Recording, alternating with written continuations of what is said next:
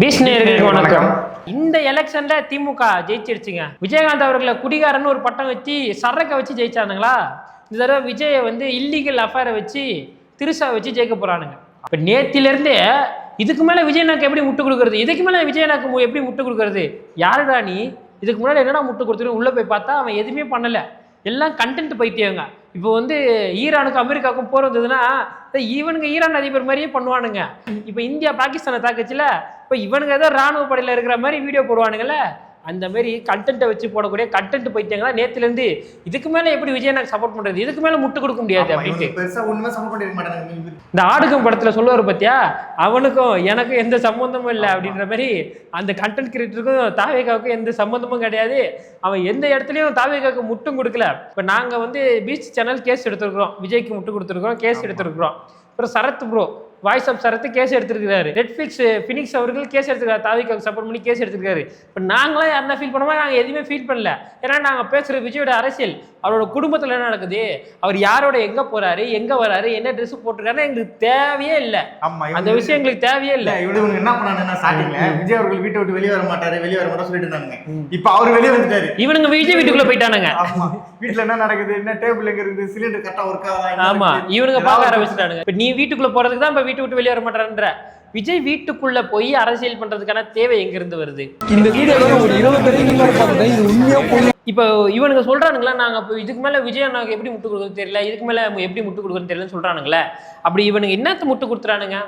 கள்ளசாராய மரணம் இருக்குல்ல, அரசாங்கத்தை பத்தி கேள்வி கேட்டாங்களா? ஏங்க கள்ளசாராயத்தெல்லாம் ஒழிக்காம இன்னும் வச்சிருக்கீங்கன்னு கேள்வி கேட்டானுங்களா? வேங்கை வெயில்ல தண்ணியில மலத்தை கலந்தப்போ இவனுங்க கொந்தளிச்சு எழுந்து போராட்டம் பண்ணானுங்களா? அரசாங்கம் நோக்கி கேள்வி கேட்டானுங்களா? 25க்கு மேற்பட்ட லாக்அப் மரணங்கள் தமிழ்நாட்டில் நடந்திருக்குல்ல, முதலமைச்சர் போன்ல சாரி கேட்கிறாரு. அன்னைக்கு முதலமைச்சரை வந்து விமர்சிச்சியா? இப்போ வாடா போய் விமர்சிப்போம்னா, ப்ரோ அதெல்லாம் விமர்சிச்சா வந்து எவன் ப்ரோ அடி வாங்குறது பட்டாக்ஸ்ல அப்படின்னு வானுங்க. மட்டும் ஜாலியா இருக்கும். இப்போ திருஷா விஜய் மட்டும் விமர்சிக்கிறதுக்கு முந்திரி கொட்ட மாதிரி நீ வருவியா? இதை யாரை பார்த்து கேட்குறேன்னா, இந்த வியூஸுக்காக போடக்கூடிய வியூஸ்க்கு மட்டும் விஜய் விட்டுருவானுங்க. ஓஜி விஜய் ஃபேன்ஸ் எப்பயுமே அவர் வந்து விட்டு கொடுக்கவே மாட்டாங்க, அவருமே விட்டு தர மாட்டாரு. ஒரிஜினல் விஜய் ஃபேன்ஸ் யாருமே வந்து பின்வாங்கவே இல்லை, கொஞ்சம் கூட பின்வாங்கவே இல்லை. இவனுங்க அதாவது இப்போ வரைக்கும் அவர் விட்டு கொடுக்காம நாங்கள் கூட பேசிக்கிட்டே இருக்கானுங்க. இவனுங்க தற்குறி கண்டென்ட் கிரியேட்டர்ஸ் இவனுங்க எல்லாருமே. அவனுங்க தான் நேற்றுலேருந்து என்ன பண்ணுறாங்க, இதுக்கு மேலே அண்ணனுக்கு எப்படி முட்டு கொடுக்குறதுன்னு தெரியல, இதுக்கு மாரி அண்ணனுக்கு எப்படி முட்டு கொடுக்க தெரியலன்னு கத்திட்டு கிடக்கிறது இன்ஃப்ளூயன்சர்ஸ் தான் நேற்றுலேருந்து இப்படி பேசிட்டு இருக்கானுங்க. இப்போது இந்த ஃபேக் இன்ஃப்ளூயன்ஸை பார்த்து நான் ஒரு கேள்வி கேட்குறேன்.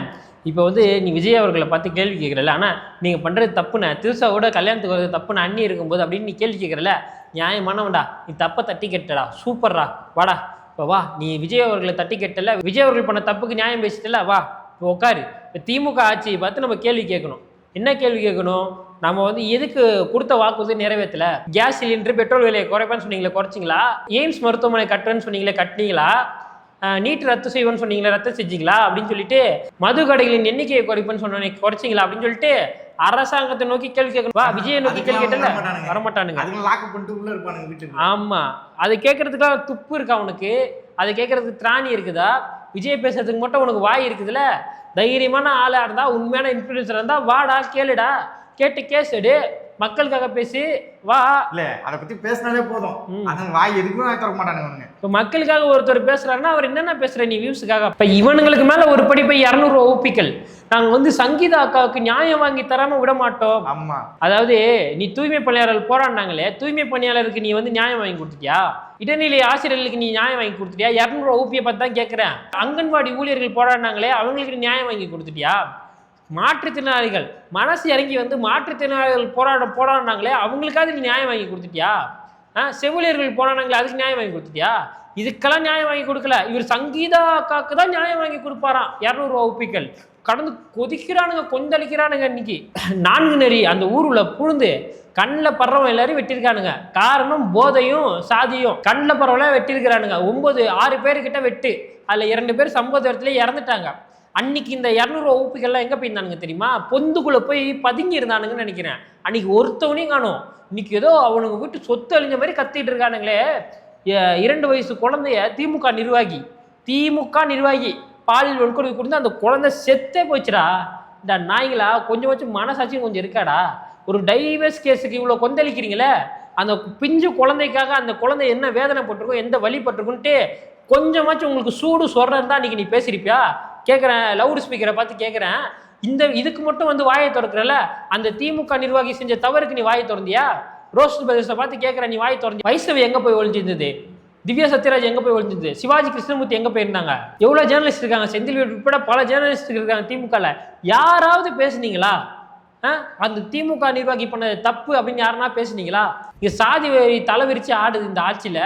பெண்களுக்கு குழந்தைகளுக்கு பாதுகாப்பு இல்லை. போதை பழக்கம் வந்து அப்படியே எல்லா இடத்துலையும் சரளமாக எல்லா போதைப் பொருட்களும் கிடைக்குது. இதுக்கெல்லாம் வாயை திறக்காதவனுங்க. திருஷாவும் விஜயும் ஒன்றா வந்துட்டா அப்படியே இவனுங்க வீட்டு சொத்து அழிஞ்ச மாதிரி கொந்தளிச்சு வரானுங்க. நான் என்ன கேட்குறேன், கலைஞர் கருணாநிதிக்கு 3 மனைவின்னு சொல்கிறாங்க. அவருடைய சொந்த வாழ்க்கையை பற்றி நான் எதனா விமர்சிக்கிறேன்னா நான் ஒரு கேவலமானவன், கீழ்த்தரமானவன். ஓகேங்களா? அதுக்கப்புறம் ஸ்டாலின், உதயநிதிக்கு எல்லாருக்கும் கண்ணும் இருக்குது காதும் இருக்குது, எல்லாரும் பார்த்துட்டு தானே இருக்கிறாங்க. இந்த ஜென்ரேஷன் தானே உதயநிதி. அவர் எந்த தப்புமே செய்யலன்னு சொல்லிட்டு சொல்ல முடியுமா திமுக நிர்வாகிகளால? இன்பநிதி அவரும் ஒரு பெண்ணும் சேர்ந்த ஒரு புகைப்படம் வந்துச்சு. என்னைக்காவது அதை பற்றி நாங்கள் பேசியிருப்போமா? ஏன்னா அது அவருடைய பர்சனல் வாழ்க்கை. சாட்டை துரைமுருகனை எடுத்துக்கோங்க, அவருடைய திருமண வாழ்க்கையை பற்றி நாங்கள் என்ன பேசியிருப்போமா? அதில் வந்து அது அவருடைய பர்சனல் வாழ்க்கை. சீமானிக்கும் அப்படி விமர்சிக்கக்கூடிய விஷயங்கள் பல இருக்குது. விஜயலட்சுமி அக்கா டெய்லி அங்கேருந்து பெங்களூர்லேருந்து வீடியோ போட்டுனே உட்காந்துருக்குது. அது எனக்கு தேவையில்லாத விஷயம்டா. அடுத்தவங்க குடும்பத்து பிரச்சனை எனக்கு எதுக்கு? என் குடும்பத்தில் 1000 பிரச்சனை இருக்குது, அடுத்தவங்க குடும்ப பிரச்சனை எதுக்கு? இங்கே அரசியல் பேச வந்திருக்கோம்னா அரசியலை பேசுங்களா, தற்குறீங்களா? அரசியலை பேசுங்க. உங்கள்கிட்ட தான் உலகத்திலே தலை சிறந்த திராவிட கொள்கை இருக்கு, தமிழ் தேச கொள்கை இருக்குல்ல, அதை பற்றி பேசுங்கடா. வெண்ணீங்களா? ஏன்டா அடுத்தவங்க குடும்பத்தை பற்றி பேசிட்டு இருக்கீங்க? அதாவது இவங்க என்ன பண்ணுறாங்கன்னா, இப்போதானே பிரச்சனை முடிஞ்சிருக்குது, அதுக்குள்ளே கொஞ்ச நாள் சும்மா இருக்குண்ணா, எதுக்குண்ணா இப்போ வந்து திடீர்னு வந்து இப்போ வெளியே வரீங்க அப்படின்னு சொல்கிறாங்க. அதாவது அவர் வந்து கொஞ்ச நாளுக்கு அப்புறம் வெளியில் வந்தாருன்னா என்ன சொல்லுவாங்க? அதுதான் உண்மையிலே தப்பு. அவர் வந்து இப்பயே வெளியே வர்றாருன்னா அவர் நடிக்கலைன்னு அர்த்தம், மக்களை ஏமாத்தலைன்னு அர்த்தம். புரியுதுங்களா உங்களுக்கு? அவர் வந்து மக்களுக்காக அரசியலுக்காக நீங்கள் அந்த காரில் வாங்க, அந்த ட்ரெஸ்ஸு போட்டு வாங்க அப்படின்னு சொல்லிட்டு அவர்கிட்ட சொல்லி கூட்டிகிட்டு வராங்கன்னா அவர் மக்களுக்காக மக்களை ஏமாத்துறாரு, தன்னை ஏமாத்திக்கிறாருன்னு அர்த்தம். அப்படி அவர் மக்களை ஏமாற்ற ஆரம்பித்தா தொடர்ந்து அவர் ஏமாற்றிக்கிட்டே இருப்பார். அப்படிலாம் இல்லை, ஒளிவு இல்லை. என்னுடைய வாழ்க்கை நீ ஏன் பேசுகிற? நான் எப்படியோ வரேன், ஏதோ பண்ணிட்டு போகிறேன். என்னுடைய அரசியலை பேசி, என்னுடைய கொள்கையை பேசி, என்னுடைய பொது வாழ்க்கையை பற்றி பேசு, என்னோட சொந்த வாழ்க்கையை பற்றி ஏன்டா பேசுகிற அப்படின்ட்டு கேட்குற மாதிரி செருப்பால் அடித்த மாதிரி அவர் 2 பேரும் ஒன்றா வராங்க. அவங்களுக்கும் அஃபேர் இருக்கா இல்லையான்னு நான் சொல்லலை, அஃபேர் இல்லைன்னு நான் சொல்லலை. நான் என்ன சொல்கிறேன், தற்குறி அது உனக்கு எதுக்குறான்னு தான் நான் கேட்குறேன். அது விஜய்க்கும் திரிஷாவுக்கும் அஃபேர் இருக்குன்னு பேசுகிறானுங்களே, அவனுங்களை பார்த்து சொல்கிறேன். நான் வேற யாரை பார்த்தும் சொல்லலை. விஜய்க்கோ திரிஷாவுக்கும் அஃபேர் இருக்குன்னு நான் சொல்லலை, அவங்க நட்புல தான் பழகுறாங்கன்னு நான் சொல்லலை. அவங்க ஏதோ பண்ணிட்டு போறாங்க, திருட்டுனாயே உனக்கு எதுக்கு அதுதான் கேட்குறேன் நான். இப்போ வேங்கை வெயில் சொன்னோம்ல, இப்போ திரிஷாவும் விஜயும் கல்யாணத்துக்கு வந்தாங்களே, அதே நாளைக்கு என்ன நடந்திருக்குது, அந்த நாள்லயே என்ன நடந்திருக்குது, நேத்தி சிவகங்கையில் 3 அதே மாதிரி வேங்கை வெயில் மாதிரி 9 பேர் போய் 3 பேரை வெட்டியிருக்கிறாங்க. என்ன சாதின்னு கேட்டு வெட்டியிருக்காங்க. கொடுமையை பார்த்தீங்களா? இந்த விஜய் விஷயத்த பேசுன எந்த வக்கத்தவனுக்கும் அந்த விஷயத்த பேசுறதுக்கு திராணி இல்லை, துப்பு இல்லை, பயம். பேசினாங்கன்னா பிடிச்சி உள்ள போட்டுருவானுங்க, பொய் கேஸ் போட்டுருவானுங்கன்ற பயம். இல்ல இதுக்கு பேசாம எதுக்குமே பேசாம இருக்கணும். ஆமா, பேசாம இருக்கணும். அப்ப இதை பத்தி பேசு, நீனு இந்த பிரச்சனையை பத்தி பேசு, சிவகங்கையில் நடந்த அந்த கொடுமையை பத்தி பேசு. சட்டம் ஒழுங்கு சந்திச்சு இருக்குதுன்னு பேசுறா. சட்டம் ஒழுங்கு டிஜிபி எங்கன்னு கேளுடா, சட்டையை பிடிச்சி கேளு, யார் ஆட்சியில் இருக்காங்களோ கேளு. சட்டம் ஒழுங்கு டிஜிபி எங்க, சட்டம் ஒழுங்கு சந்திச்சு இருக்குதுன்னு தைரியமா பேசு. விஜயை விமர்சிக்கிற வாய் தானே அது. அதே விஜய் விமர்சிக்கிற வாய் எல்லாத்தையும் விமர்சிக்கணும்ல, சமூகத்தில் நடக்கிற எல்லா பிரச்சனையும் விமர்சிக்கணும்ல, அதுதானே உண்மையான அரசியல்.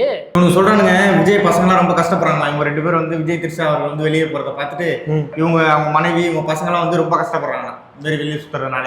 நான் என்ன கேட்குறேன், விஜய் அவர்களை கொலகாரன்னு சொல்லிட்டு தமிழகம் முழுவதும் போஸ்டர் அடித்து ஒட்டினீங்கல்ல, அன்றைக்கி அந்த விஜயோட பசங்க வந்து கஷ்டப்பட்டுருக்க மாட்டாங்களா? அவருடைய வாகனம் வரும்போது கீழே அப்படியே பிணங்கள் இருக்கிற மாதிரி சித்தரித்து போஸ்டர் ஒட்டிங்களே, அன்றைக்கி அவங்க கஷ்டப்பட்டுருக்க மாட்டாங்களா? விஜய் அவர்களுக்கு எதிராக ஏஐலாம் ரெடி பண்ணி போட்டிங்களே அந்த விபத்தப்போ, கரூர் விபத்தப்போ, அன்றைக்கி அவங்க கஷ்டப்பட்டுருக்க மாட்டாங்களா? இவ்வளோ கேவலமாக கீழ்த்தரமாக விஜய் விமர்சிக்கும் போது அவங்க கஷ்டப்பட்டுருக்க மாட்டாங்களா? இதுக்கு தான் அவங்க கஷ்டப்படுறாங்களா? அவங்க கஷ்டப்படுறாங்கன்னு உங்ககிட்ட வந்து சொன்னாங்களாடா? நான் கேட்குறேன். ஏதோ இவனுங்கிட்ட வந்து எங்களுக்கு மனசு கஷ்டமாக இருக்குது, எங்கள் அப்பா இப்படி பண்ணிட்டாருன்ட்டு உட்காந்து வருத்தப்பட்ட மாதிரியே இவனுங்க பேசுகிறானுங்க. ஏன்னா மக்கள் டெய்லி கஷ்டப்பட்டுருக்காங்களா இந்த ஆட்சி சரியில்லைன்ட்டு? அதை பற்றி எதனா பேசுறீங்களாடா நீங்கள்? அவங்க பிரச்சனை அறிவாலயத்தில் பாய் வச்சு போய் அவ்வளோ பத்து கிடக்குது, அதை பற்றி ஒருத்தரும் பார்க்கல, பேச மாட்டானுங்க. மக்கள் எவ்வளோ பிரச்சனை இருக்குதுன்னு பேசுகிறானுங்க. இவங்க விஜய் பசங்களுக்காக ஃபீல் பண்ணானுங்க. பார்த்தியா, அவ்வளோ நல்லவனா நீங்கள், அவ்வளோ நல்லவனா நீங்கள். நான் என்ன கேட்குறேன், 60 வருஷம் கட்சின்றானுங்க, அண்ணா ஆரம்பிச்சு கட்சின்றானுங்க. அதாவது திராவிட கொள்கை தான் சிறந்த கொள்கைன்றானுங்க. முதல்வர் மு.க. ஸ்டாலின் இந்த ஆட்சியை போல் எந்த ஆட்சியும் இல்ல, தமிழ் காலத்தின் பொற்காலம்ன்றானுங்க இந்த ஆட்சியை. இந்த ஆட்சியை காப்பாத்துறதுக்கு ஒரு இரும்பு கரவன் எடுத்துருக்காங்க. ஏண்டா திராவிட ஆட்சியை கடைசியில் திருசதான் வந்து காப்பாத்துருமாடா? ஏண்டா இப்படி இறக்கிட்டீங்க? பயமா? வேற வழி இல்லையே எங்களுக்கு, என்ன பண்றது? நல்லது பண்ணி ஜெயிக்க முடியுமா? முடியாது. சரி, நல்ல சிறப்பு நடிக்கலாம், அதுவும் முடியாது, விமர்சிக்கலாம், அவ்வளவுதான். ஒரே வார்த்தை, நியாயமா அரசியல் ரீதியா சண்டை போட்டு விஜய் அவர்கள் ஜெயிங்க, அவ்வளவுதான். தயவு செஞ்சு யாருடைய பர்சனல் வாழ்க்கையும் நோண்டாதீங்கடா. அது அவங்களோட பர்சனல் வாழ்க்கை. விஜய் அவங்களுக்கும் எதனா அஃபேர் இருக்குதோ இல்லையோ, அவங்க நட்பா பழகுறாங்களோ இல்லையோ, விஜய் அவர்கள் சங்கீதாவை ஏமாத்துறாங்களோ இல்லையோ, விஜய்க்கு அப்பா அம்மா இருக்காங்களே, சங்கீதாக்கு அப்பா அம்மா இருக்காங்களே, அவங்க 2 பேருக்குள்ள பிரச்சனை பெருசாச்சுன்னா அவங்க அப்பா அம்மா இவங்க அப்பா அம்மா கூப்பிட்டு அண்ணன் தம்பி அண்ணா இருந்தா எல்லாம் வீட்டில் உட்காந்து பஞ்சாயத்து பண்ணிப்பாங்க. நீங்க உட்காந்து இங்க ஆன்லைன்ல இன்ஸ்டாகிராம்ல பஞ்சாயத்து பண்ணாதீங்க. அவங்க இந்த மாதிரி எனக்கு பிரச்சனை சொல்லிட்டு பப்ளிக்கெல்லாம் வந்து சொல்லல. சொன்னா நீ பேசு. நான் தயவு செஞ்சு சொன்னேன், சங்கீதாக்கா எதனா வீடியோ போட்டாங்கன்னா நீ பேசு. அன்னைக்கு நான் எதுவுமே பேச மாட்டேன், அன்னைக்கு நீ பேசு. இல்ல பர்சனலா போய் கோர்ட்ல நடந்த ஒரு விஷயத்தை வந்து ஹியரிங் வரும்போது வெளில தெரிஞ்சு எல்லாம் எடுத்து பேசிட்டு இருக்காங்க. அதுக்கு முன்னாடி இந்த பிரச்சனை நடக்குது. இந்த பிரச்சனை வந்து ரொம்ப வருஷமா நடந்துட்டு இருக்கு. 2023 அவங்க வந்து டைவர்ஸ்க்கு அப்ளை பண்ணாங்க. இன்னி வரைக்கும் விஜய் அவர்கள் டைவர்ஸ் தரல. காரணம் என்ன தெரியுமா? அவங்களுக்குள்ள ஏதோ பிரச்சனை தான் இருக்குது. அது சரியாகலாம், சரியாகாமலும் போகலாம். நான் என்ன அதுதான் திருப்பி சொல்றேன் பாருங்க, தற்கொலைங்க. திரும்ப ஒரே விஷயத்த தான் சொல்றேன். அவங்களுக்குள்ள அடுத்த கட்டம் பிரச்சனை ஆச்சுன்னா அவங்க குடும்பத்தில் 4 பேர் உட்காந்து பஞ்சாயத்து பண்ணிப்பாங்க. நீ உட்காந்து இன்ஸ்டாகிராம்ல தயவு செஞ்சு பஞ்சாயத்து பண்ணாத. தயவு செஞ்சு திருந்து அரசியல்ல பேசு, அறிவுபூர்வமா பேசு. தற்கொலையா இன்னும் இருக்காது. இல்ல அமைதியா இருந்து அவ்வளவுதான் உனக்கு நல்லது அப்படின்னு சொல்லிட்டு வீடியோ இதோட முடிச்சுக்கிறோம். அடுத்த வீடியோ சந்திப்போம். நன்றி, வணக்கம்.